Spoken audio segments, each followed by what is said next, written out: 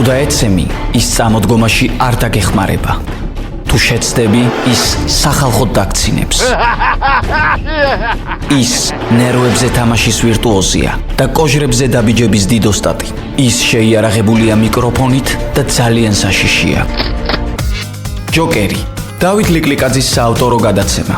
უსმინე ყოველდღე, შაბათ-კვირის გარდა, ძველი ქალაქის ეთერში. ჯოკერი, სასაცილოა.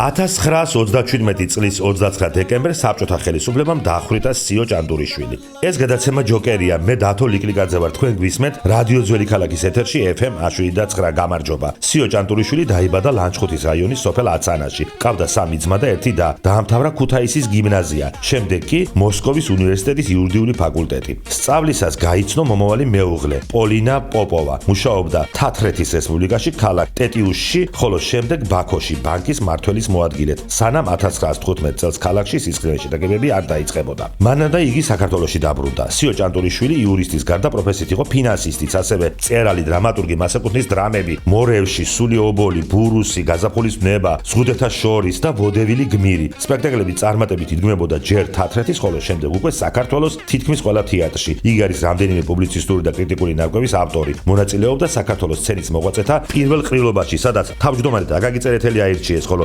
დივნად სიო ჭანდურიშვილი. საქართველოს პირველი რესპუბლიკის პერიოდში სიო ჭანდურიშვილი ოზურგეთის სამაზრო ერობის თავმჯდომარედ დაინიშნა. ოჯახის გადმოცემით მთავრობის ხელმძღვანელმა ნოე ჟორდანიამ მას ფინანსთა მინისტრის პორტფელი შესთავაზა, თუმცა სიო ჭანდურიშვილმა უარი განაცხადა და მშობლიურ გურიაში დარჩენა არჩია. აღსანიშნავია წერილი, რომელიც სიო ჭანდურიშვილმა 1921 წლის 1 თებერვალს სამხრეთ კავკასიისა და საქართველოში გაერთიანებული სამეფოს უმაღლეს წარმომადგენელს ოლივერ უორდროპს გაუგზავნა. მთელი გურია გულწრფელ სალამს გიწვნით თქვენ და დიდი ბრიტანეთის წარმომადგენელს იმ დამოუკიდებლობის გამო, რომელიც მოიპოვა საქართველოს თქვენი დახმარებით. საქართველოს ზეიმობს დამოუკიდებლობას, მაგრამ ამ ზეიმს ჩრდილავს ის გარემოება, რომ გურიის მოსაზღვრე ბათუმის ოლქი ჯერ კიდევ არ არის მისი ბუნებრივი პატრონის, საქართველოს მთავრობის.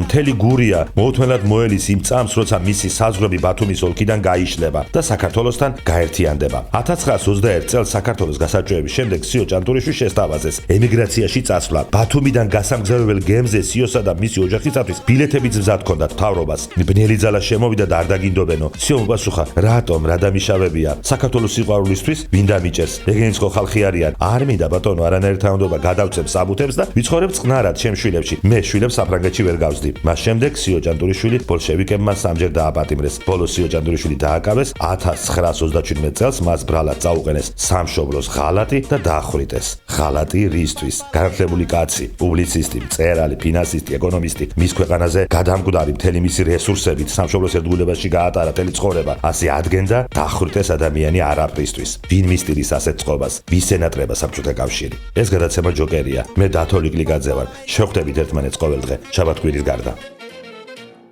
თუ დაეცემი, ის წამოდგომაში არ დაგეხმარება. თუ შეცდები, ის სახალხოდ დაგცინებს.